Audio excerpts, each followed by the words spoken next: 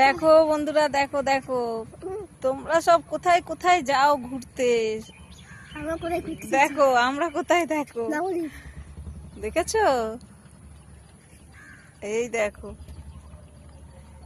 কোথায় বসবাস করি। দেখো পশ্চিমবঙ্গে বসবাস করি বন্ধুরা।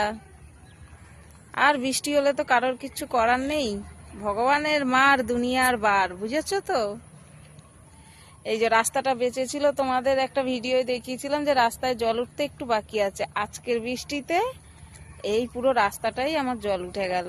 35,000 টাকা আমার পুরো মাটিতে মিশে গেল, কারণ মাটি দিয়ে রাস্তাটা তৈরি করেছিলাম।